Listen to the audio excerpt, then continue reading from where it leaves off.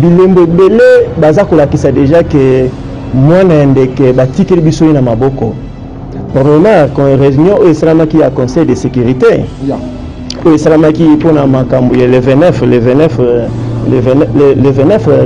novembre rapport ya conseil de sécurité rapport ya conseil de sécurité baza ko reconnaître officiellement que gouvernement au ezana mboka eza illégitime. Donc ceux qui bayoko longola mona ndeke ya makasi bakobenga yango coup d'état te. Et vous avez un coup d'état parce que coup d'état est ça la makasi, ceux qui pouvoir les a reconnu légitimement. Oyo ko longola na makasi. Mais pouvoir est en place. Et l'autre qu'on va vendre bango et qui respect des accords il y a le 31 décembre ou à Saint-Sylvestre. Aussi longtemps que l'accord wana et continue en application té. Donc moi n'indéqué na ba obenina ko ba kengo wa dondo ba institution nyonso to wana bazo reconnaître yango té. Merci beaucoup, chers amis fidèles téléspectateurs de la www.congofrance.com. Merci parce que vous êtes toujours nombreux en train de nous suivre à travers le monde. C'est déjà votre émission Shotsam avec votre humble serviteur Yannick Wenge Moto Atona Kibonzambe. En tout cas, Bisoso Ginzambete. Merci beaucoup, le boss José Didi Pumba. On a opportunité toujours dans Congo France. Merci beaucoup à celui qui tourne aussi ma caméra. Merci d'avoir choisi Congo France pour vous informer. Alors, cette émission aujourd'hui, j'ai un grand plaisir de recevoir pour vous pour la deuxième fois Papa David. Papa David est un combattant. Il y a ma casse au Toamaki, tour à Liboso, bien, ce beau CPLA, il y a une réaction à Bissonde et Salaki qui tourne ma casse. On va parler sur la réaction du climat politique à l'égard du Congo, de Tobé Masolo, n'a pas David. Tobé sur Masolo, la conscientisation de notre population, peut Tobé Solo, la conscientisation de notre force armée, la biso Tobé, la renforcement. La carte de Kaka, il y a émission Nabiso avec Papa David. Bonjour Papa David. Bonjour Papa Yannick. Comment vous allez? Non, je vais bien par la grâce. Nangolo Nzambe. Nangolo Nzambe. À part après émission on va balander la yo teke balanda yo to bakangisa yo ndenge za ratende. Merci, sorry. Yeah. Bato babengaki mingi zeka bana mboka na biso. Yeah. Kolandela kokangeza musala to koti to banga su kokanga te. Yeah. To banga su kolanda te to yebi ke balanda na bango bandaka la. Ata na leka kina na bitando mikie ya bandako na bino te. Balanda na bango kaka. To bangela yango te. Ndenge pe bango balanda biso biso pe to landa pe bango. Ya musala o azolanda to azolanda moninga. Donc to banga te mais sauf que ba réaction zala ki ebele. Na bande ko na biso ya Canada ebele ba pochoa ki batika l'anonymat et nazo ko remercier pour na ba réaction ya ba bilombe ya makasi bitumba o ba vani na Canada na bilombe ya makasi penzo basala ba kombo liboso ba kombo bozo ka lelo général Kingandi colonel Kingandi o basala ba kombo ya minene makasi na kata histoire ya forces armées congolaises ebele ba vani na États-Unis ba bengaki bandeko ya Toulouse neti major combattant abengaki bandeko ebele donc na beni nzambe pona moni ke conscientisation eza makasi na bandeko na biso ba congolais ba réaction na bango epesaki nga makasi surtout bandeko ya ba forces armées congolaises ya bato ya dépôt forces armées zaïroises forces armées congolaises bato ya ba cadre ya AFDEL ebele babengaki baza na étranger ba agent sécurité ebele babengi auto travailler kana bango ebele babengaki epesa nga esongo mingi et puis na pesi bango mbote en particulier famille à grand frère na biso Floribert Chebeya maman Chebeya pour la fois passée na sakere en tout cas mes excuses na remercier maman toujours cadeau na cœur yo za parmi les mamans qui ont compté la ministre il y a conditions féminines et famille. Donc la famille en général Mayele, je vous salue tous pour notre soutien à Binonza Mapambola Bino. Merci beaucoup Papa David. Tu continues maintenant Mozindo réaction à climat politique à l'égard de Mboka la Bisso et Zandegeni. Yes, makambo etali climat ya politique internationale à l'égard de Mboka la Bisso.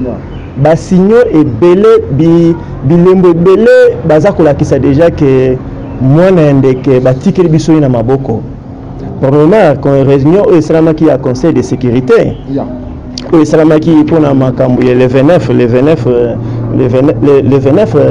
novembre rapport ya conseil de sécurité rapport il y a conseil de sécurité baza ko reconnaître officiellement que gouvernement oza mboka eza illégitime. Donc ceux qui bayoko longola mona ndeke ya makasi bakobenga yango coup d'état té. Et vous en a coup d'état parce que coup d'état est ça la makasi ceux qui pouvoir eza reconnu légitimement. Oyoko longola ina makasi. Mais pouvoir est en place. Et loko ninga ko vandisa bango ezalaki respect des accords il y a le 31 décembre au Saint-Sylvestre. Aussi longtemps que ba accord wana et continue en application té. Donc moi na ndeke na ba obeni nako ba kengo wa dondo ba institution nyonso to wana bazo reconnaître yango te.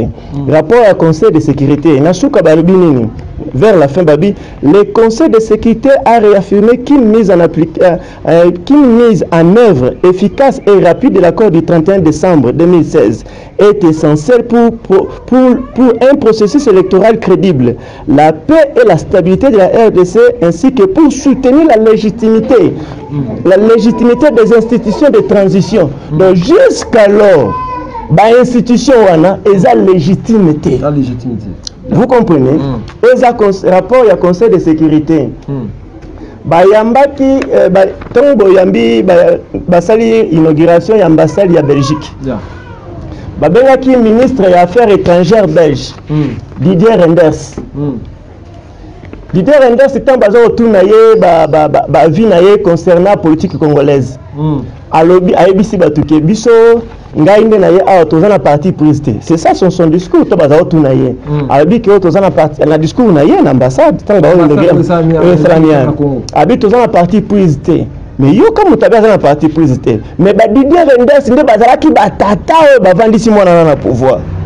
Bangonde basala qui ba pesi fo bozo se souvenir du souci ba mouvement de comme ça na casse la Belgique ko senga ke ba lâcher ba Didier Reynders ba boki ko lâcher tina ba 2016 wana ba ko soutenir ye mais abi que toza suna moto tozo soutenir tina Congo mais tant ba landi et pas ba journaliste aux rapport ya Didier Reynders c'était à salir à yeko inaugurer ba ambassade ya Belgique. Balandi libanda na batu ya radio Okapi ba poser ba question ndinga ko batama. Yoka Didier Reynders ndinga zoloba. Albi la RDC se trouve à un moment clé de son histoire. Albi RDC abi toza la partie tozo soutenir été. Mais bino bana Congo boye bakayeke bokomi na moment moko clé ya histoire, c'est-à-dire mboka na bino zaki ya kokangama. Mais bokomi na fungola ngonga eza ngonga ya fungola. Donc ceux qui vont utiliser vont exploiter moment oyo mboka na biso fungwami. Et moment clé wana za kolobake population yenda tikali na clé wana oza rapport ya Sowetan ezali magazine moko munene ya Afrique du Sud. Eza magazine moko munene ya Afrique du Sud tuno sotoza na Afrique du Sud ya biango. Didier Reynders alobi kuna alobi tokomi na moment moko clé tango ya fungola. Donc ceux qui bolingi bokanga mboka ekangami libela. Ceux qui pe bolingi bo fungola efungwami libela. Donc ceux qui botiki mwana ndeke mboka etikali libela ya kokangama. Tie so ozonga. Donc ceux qui peuvent te longolier mboka efungwami pe libela. Oyo kaka batato bavandisa pe na bokonzi o ba soutenir kaye. Balobi ni Mugabe is out. Now for DRC Joseph Kabila. Sowetan ya Afrique du Sud. Ils ont reconnaître gouvernement sud-africain. Ils ont reconnaître officiellement que na ba calcul na bango.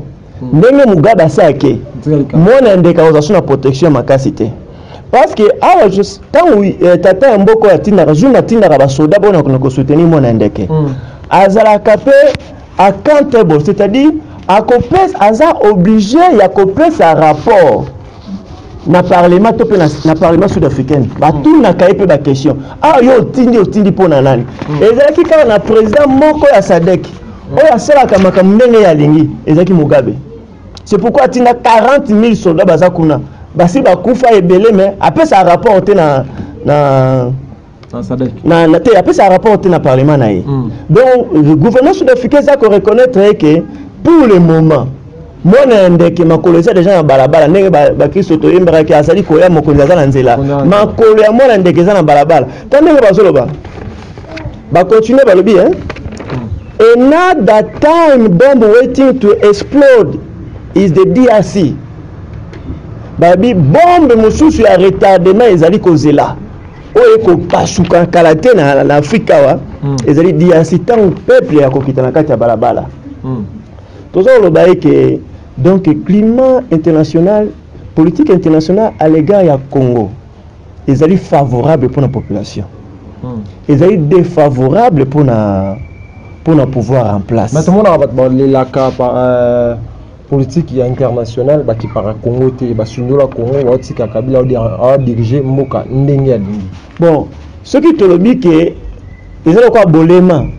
ndenge na français bazo benga ya mususu l'acheter cause la que politique internationale bataille la biso Congo pour basunga biso parce que tant indépendance ceux qui ba Lumumba ba Kasavubu ba Kimba Kito ba tuno so bataki ko bundela mboka bazalaki kaka politique internationale pesa biso lipanda tengo zo lipanda te po mundele ndenge tozalaka mundele na moto mwindo boyokani ndenge babingi na lopoto relation ya mundele na moto mwindo boyokani ya moto mwindo na mundele ezalaka na sima na kanyaka ezotala ba intérêt soki atali ke kanyaka na ezali ebele sima population aye sima na bino omoni ndenge sikoyo boye population baimboka baza sikoyo na contrôle total ya politique ya mboka po politique ya mboka lelo eza na ba parlement te tobiki lelo mona ndeka bengisi obemina kwa bengisi kingo adondo bavanda basolola ndeni bakoki ko manigaser loi électorale parce que basala eloko moko po jusqu'à alors baza na document moko te ko permettre bango ba traverser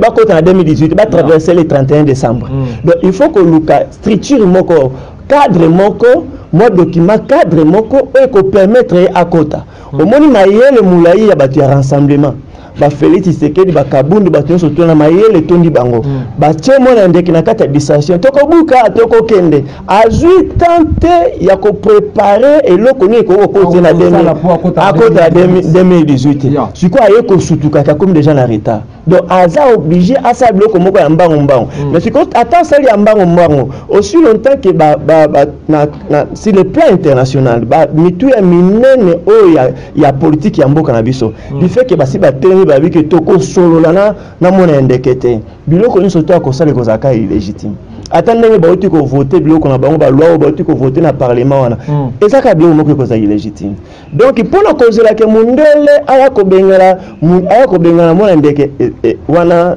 tozo kanisa malamu te po premièrement jusqu'alors ata basi balembiye po population adembeli makasi ndi akomi bango kilomwa ba mamayeli sous ces athées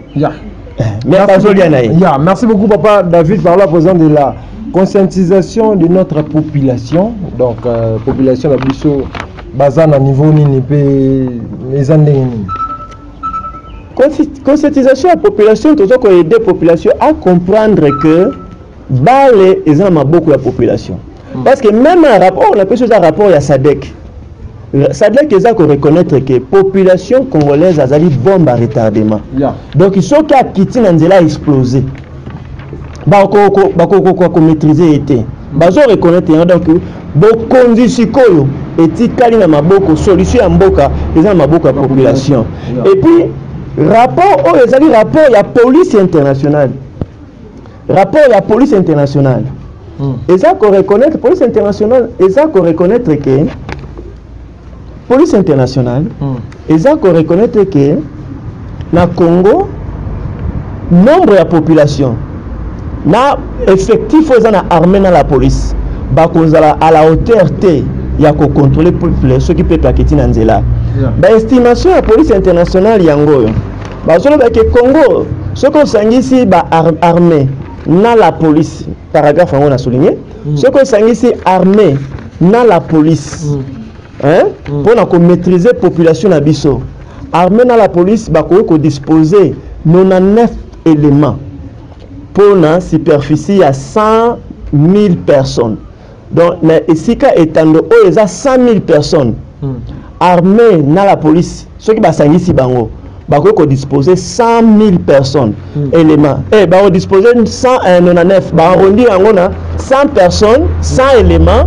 pour contrôler 100 000 personnes ce que soko diviser yango et que ça lokola soldats ou policiers moko akengela 1000 personnes eza pratiquement impossible ata même ba bombe na ba grenade nyonso to ya mokili ako contrôler masse te donc yango tozo ko senga ke population bo banga te armée na biso pe na police nso o eza actuellement sur place bazo reconnaître bon c'est les plans internationaux aux rapport ya police internationale que ba kozala incapable ya ko contrôler population ce ka kiti na nzela ya merci opposition ya armée na biso pour armée tobi armée monde entier armée za surtout police na toloba les rapports na pour protéger population na ba bien ya population mais tout moni ba soda mingi na surtout que na armée baza pour Kabila ba pour protéger ba bien ya Kabila emoko population ce qui est demi libanda la police ezo ya pour la kubuma pour la ukanga pour conscientisation ya armée na biso yo ko lobani Olandi rapport ya Amnesty International Human Rights International Human Rights Watch ba pesi report na bango balobi que en réalité ba beta kamasasi la population na biso eza bana ya mboka te pour police congolaise forces armées congolaises ba élément de sécurité ba msusu toko côté ka bango toko lobate ko zaloko ko exposer bango ne to solola kana bango butu pe moy atata msusu toko kaka ba bomi ba policier na lemba esala ka biso passe mais en soi police armée congolaise baza pour ya ko soutenir population ba report ebimi déjà que bino surtout bozana yango que bato babomaka eza bana mboka te yango toza koyebisa ngai lelo na sepet na nzela oyo po na yebisa bao batikana na musala biso pe toza osala musala lokola bino tozalaki na major Agolo lieutenant colonel Agolo atia ko comme général tozaki na Mbandaka tango Mbandaka ezali 3e région militaire biso to vandi na Bengazi ye biso surtout na bonsomi yana na 99 tango Agolo azbazolo avec commandant opération ba longola Agolo abazongisi Mabila ba pesi report et pas Mabila rapport pour Mabila ke kokota te na ndako wana ke batilo poison et pas Agolo wa mezaki lokuta lelo yo ba o basalela ki mwana ndeke musala lokola ba Agolo wa wana azongisi général na 2007 lelo azapi pe à son âme aza kulutu akufi belema mine lokola ba Mabila wana abomi bango yo siko yo tikali na musala wana yo kanisi yo ko salela mona ndeke koleka ndenge ba Golowa ba Mabila ba mbunza mabe babundelaki mona ndeke iye azaka kala lolenge moko afutila kabana ya mboka liwana poison biso sala na pona bana mboka ngo eza liwana poison o saleli ye mingi na suka na ngwelo ko ya afuta ezaka ka poison yango tozo senga na bino boye baka yango ke préavis eza 0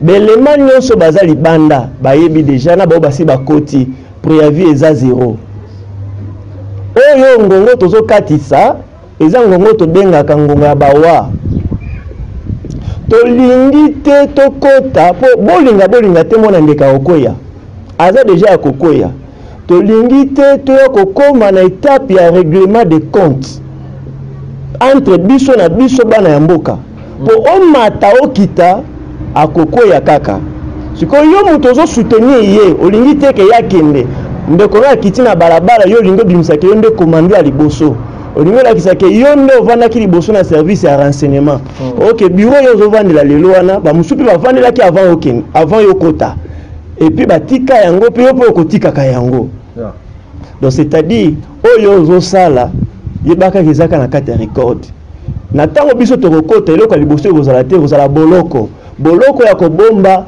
ba traître boloko ekozala te kokanisa te ke tokokanga o tocho na boloko tokocha mutu na boloko te mbana na yo ekosuka kana balabala donc yo mutu ozolinga te ke population akita na nzela yo beta kaka masasi toyebi yo tokoya kosuka na ndako na yo pona mwana ndeke kokende ezala lelo te mais yebaka yeke akokende yango tozosenga bandeko na biso ba oyo tosolola na bango boconscientiser mpe bamosusu eke bozala derrière ya peuple ndenge marche eza le 19 bamanifestation ekobanda sur le 19 décembre se ranger derrière peuple parce que bino bolapaki ndai ya kobatela pouvoir te ndai bolapaki eza na armée eza na sécurité eza na la police eza ya kobatela population na biloko na ye mais ntango ozobeta population masasi c'est-à-dire yo komi monguna ya peuple et puis mbano na yo monguna ya peuple ekozala donc ntan yango oyo avant que ekomela yo pasi ya korejoindre bamosusu.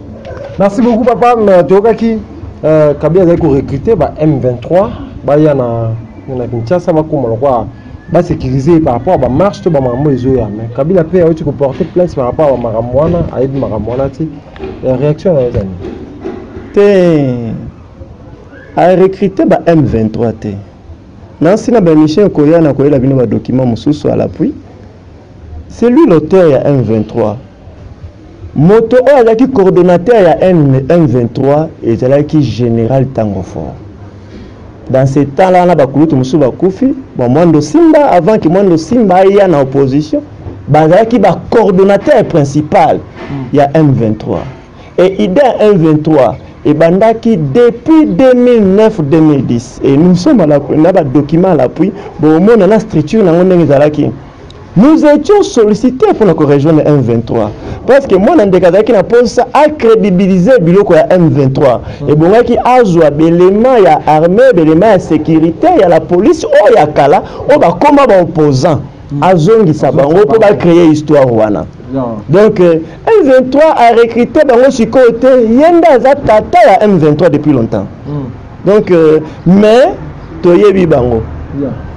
Merci beaucoup papa, merci beaucoup. Nous à la fin de cette émission. On a évité le 19 faisait calamité, puis le 31 décembre faisait calamité. Tout le monde va marcher l'équipe bien dans Congo, population bimi, massa c'est pour beta, pour kanga batu, les bottes pour kanga Daniel Safuna, de Kokabundu, Akabundu, l'autre pour kanga na marche au Tkoleka. Marche nous c'est aka massa c'est marche nous c'est aka massa c'est siko. Tant où tu dis sur marche 19 est-ce que tu dois s'attendre na ni? Marche nous c'est aka Masasi, marche nous c'est aka Masasi. Ceux qui ont bêta Masasi wana pour azobanga. Ayebike na Kinshasa nous avons plus de 14 millions de population.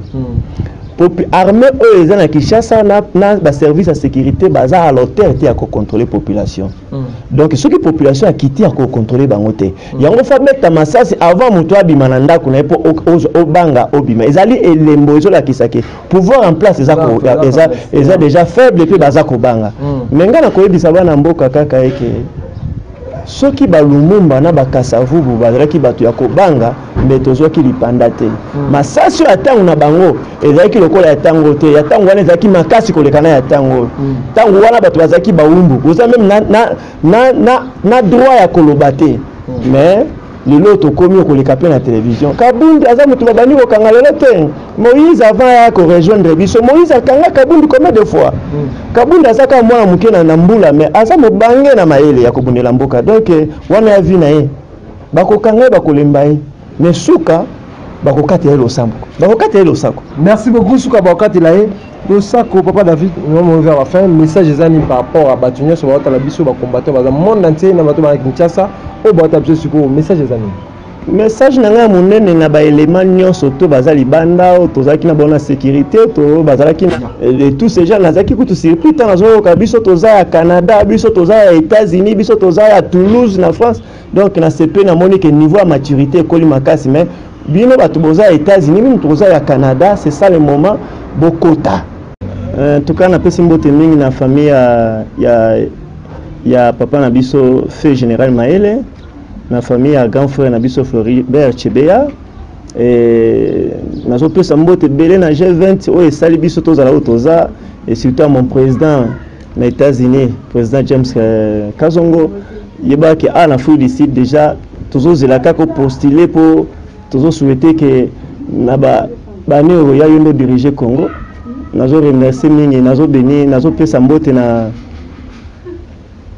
cerveau na biso Mzee Etienne Kabila, nzambe apesa longue vie na colonel Butu na maître Joe na ndeko na ngai le yoka na musabo salaki nzambe aza na bino nzambe aza na belema nyonso to ya G20 na pesi mbote na bandeko na biso ya Canada na ba grand frère au baza na États-Unis na bandeko na biso ya France surtout major na biso combattant ya Toulouse nzambe apambola biso pe na France Congo France Merci Didi Dipumba merci na biso Didi Dipumba merci pour na support na bino nzambe akansi bino mingi pena ba congolais nyonso botika na kimia.